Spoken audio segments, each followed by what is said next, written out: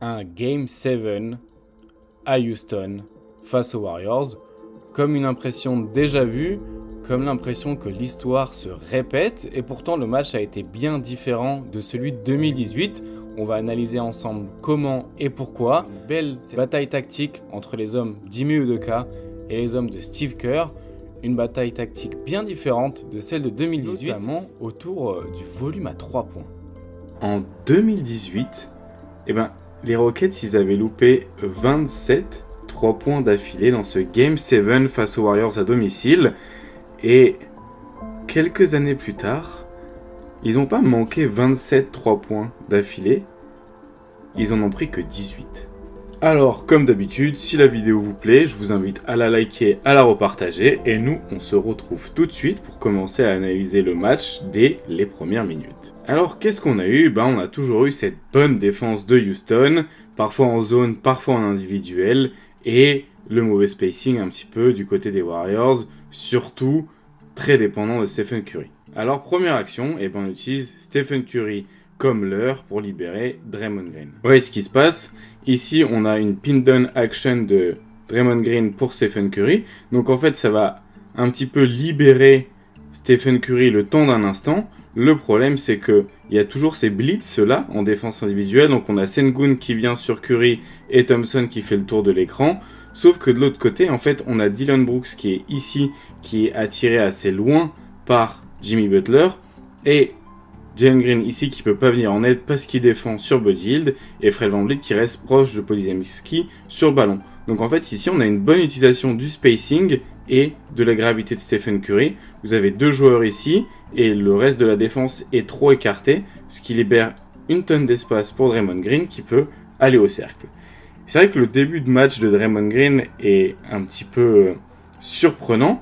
Mais en fait, c'est des choses qui arrivent parfois aussi avec la variance du tir, c'est que ça finit par rentrer.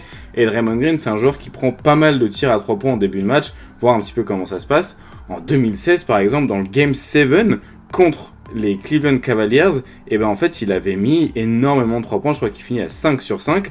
Et en fait, au début du match, les Warriors ont réussi à marquer des paniers un petit peu avec leur non-shooter et aussi en allant très vite. Je vous remets juste cette action en vitesse, mais vous voyez que il attaque avec 21 secondes encore sur l'horloge après un panier marqué. Vraiment, en fait, le but, c'est de ne pas laisser le temps à la défense de Houston de s'organiser. Vous voyez, ils sont encore les 5 en tête de raquette ici. Et du coup, ça libère l'espace. Et en fait, à défaut de ne pas avoir de spacing, les Warriors vont un petit peu utiliser la rapidité pour contrer un petit peu cette défense qui s'installe très vite et très bien du côté des Rockets. Mais on avait quand même manqué un petit peu de solution. Et c'est pour ça que en fait, la réussite de Draymond Green en début de match, elle est clé parce qu'elle permet de lancer les Warriors alors qu'il n'y avait pas énormément de bonnes choses qui se passaient. Et de l'autre côté du terrain, on a eu Fred VanVleet qui a réussi à bien attaquer le drop et Sengun aussi qui a bien attaqué au niveau du post-up nos amis des Warriors. Ils ont aussi ciblé Stephen Curry avec Dillon Brooks, quelque chose qui n'est pas toujours très efficace mais qui permet un petit peu de mettre le joueur en rythme. Et aussi, on a eu un petit peu ce post-up là, entre guillemets, de Sengun assez haut sur le terrain pour casser un petit peu la première ligne de cette défense de zone où on essaye vraiment d'avoir un petit peu une première ligne ici et une deuxième ligne ici. Et en réalité, la défense passe parfois de l'individuel à la zone du côté des Warriors. Et en réalité, ça s'appelle un 2-3 tandem. J'ai échangé avec un analyste des Warriors la nuit dernière qui m'a transmis cette vidéo que vous voyez à cet instant sur YouTube. Et voilà un petit peu, donc je vous mettrai en lien en description vers le compte qui a proposé cette vidéo YouTube pour expliquer un petit peu la zone tandem 2 et 3 qui ressemble parfois en fait à une défense 1-3-1 en zone mais qui est en réalité une zone 2-3. Voilà un petit peu pour l'aspect tactique de la défense. On se retrouve donc nous avec nos Rockets qui utilisaient un petit peu de coupe en baseline pour casser la défense. Alors pourquoi les coupes c'est important? Parce qu'en réalité, vous voyez la défense elle est vraiment très concentrée autour du ballon, autour de la raquette. Et c'est vrai que parfois à être trop concentré autour de la raquette et du ballon, on va en oublier la zone qui est juste derrière. Et là, c'est Jimmy Butler qui se fait avoir par Amen Thompson sur une action que clairement Jimmy Butler aurait pu faire. C'est une espèce de baseline cut un petit peu dans le dos de la défense. Et Jimmy Butler se fait un peu avoir à son propre jeu. Alors, du côté des Warriors, on a eu le droit à laisser Kuminga. Et heureusement, ça n'a pas duré parce que ça a été problématique. Problématique en attaque, dans la prise de décision, en défense, ça n'a pas été incroyable. Et notez, à ce moment-là du terrain, vous avez Steve Kerr qui est en train de crier sur Kuminga parce qu'il n'est pas placé. En fait, Kuminga est censé être ici et là, pour l'instant, il est dans l'autre corner et il s'est fait crier dessus en fait tout le long de la possession. Et vous voyez qu'il se replace un peu trop tard au bon endroit, mais vraiment pas fantastique le match de Kuminga. Et il y a un moment où ici, Stephen Curry vient de sortir, ballon à Kuminga en tête, un petit peu de raquette face à la zone et il a fait la passe ici. Voilà. Donc vous avez 4 joueurs dans 3 mètres carrés et Kuminga, il pensait que la bonne décision c'était de faire la passe à Jimmy Butler qui est au milieu de 4 joueurs.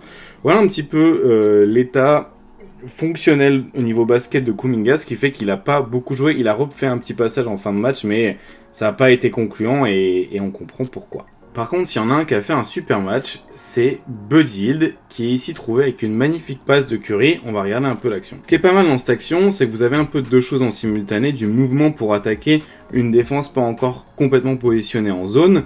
Et en fait, vous avez Buddy Hield qui fait cette coupe un petit peu dans le corner. Et vous avez la get action avec Looney et Curry ici.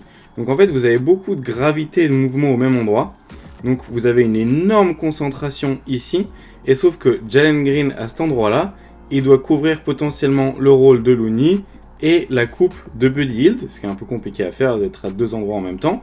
Mais du coup, Curry prend de vitesse Steven Adams et le blitz. Donc Jalen Green doit venir ici et regardez la gravité de Curry. Vous avez littéralement 3 joueurs.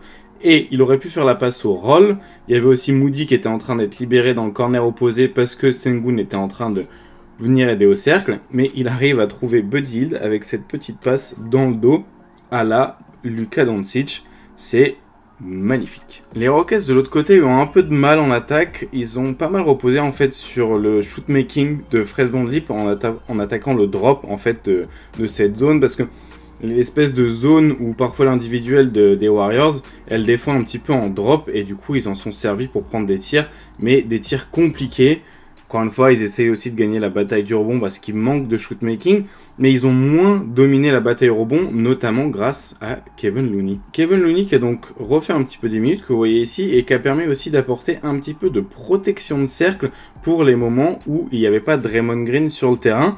Il a plus joué que les matchs d'avant, un peu plus que Quinton Post par exemple, et du coup ça a permis, ça a enlevé du spacing, mais ça a apporté un peu plus de solidité défensive sur les minutes sans Draymond Green, et aussi un peu de solidité au rebond. Vous voyez qu'ici, vous avez quand même 3 Warriors par terre, mais vous avez quand même Kevin Looney qui a réussi à prendre le ballon. Vraiment, l'agressivité des Rockets au rebond offensif, ça fout par terre, clairement en fait, tout simplement. Et puis bon, bonne défense du coup des Warriors sur cette première mi-temps. Ils ont bien aspiré en fait le spacing tout simplement du côté des Rockets qui ont eu du mal à trouver des bonnes actions. Et puis vous avez eu quand même des exploits de notre ami Buddy Hield avec un 3 points au buzzer. Passons donc au deuxième carton. Alors deuxième carton, ça a été un peu plus côté Warriors, surtout parce qu'on a eu Buddy Hield qui était toujours en feu. Buddy Hield en fait, bon déjà il y a le shoot making qui a beaucoup aidé. Mais c'est vrai que sa capacité un petit peu à empêcher une bonne défense de zone, c'est quand même très utile. Vous voyez ici, vous avez Steven Adams qui est sur Draymond Green et ils essayent un petit peu de zoner tout en restant en individuel. Mais vous voyez qu'ici, par exemple, Sengun et Jabari Smith, au lieu de switcher ou de suivre leurs joueurs, ils restent dans leur zone et ils s'indiquent juste qu'ils changent un petit peu la match-up. Mais là, du coup, vous voyez, vous commencez à avoir une concentration un peu de beaucoup de joueurs menaçants dans la même zone du terrain. Ici, vous avez un triangle avec Butler, Hield et Curry. Et du coup, vous avez Buddy Hield qui remonte à 3 points. Donc forcément, vous allez être obligé de le suivre. Donc ici, les joueurs ont besoin de s'organiser pour savoir un petit peu comment suivre Buddy Hield à 3 points. Ce qui permet du coup, vous avez Curry et Butler qui coupent en même temps. Tellement du coup, ils saisissent l'opportunité d'avoir l'attraction de Buddy Hield qui emmène des joueurs loin de la protection de panier, et ça fait une coupe au cercle.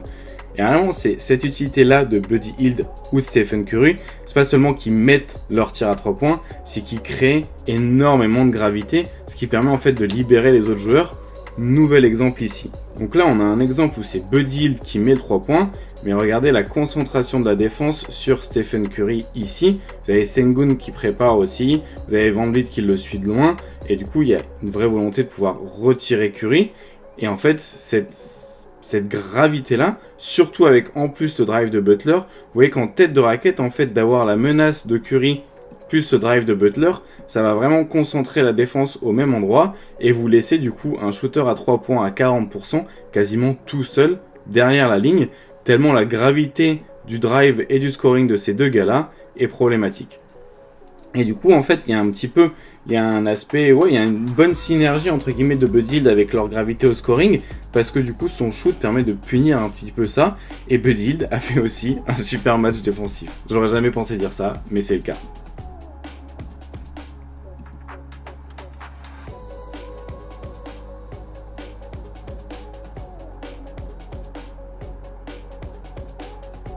Là, il est en défense au post-up sur Sengun. Et c'est assez... Voilà, c'est un peu un détail, mais il arrive à retirer la chaise au dernier moment. Et du coup, Sengun est complètement...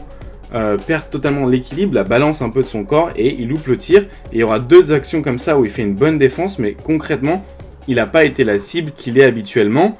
Et Sengun a eu pas mal de mal au scoring. Ils lui ont fait beaucoup jouer de 1 contre 1. En fait, ils l'ont forcé à jouer du 1 contre 1 du côté des Warriors et ils ont plutôt bien réussi leur coup. De l'autre côté, du coup, on retrouve aussi en défense encore notre défense un petit peu en zone, notre 2-3 tandem qui, du coup, peut être quand même battu sur du pull-up à 3 points. Mais je pense que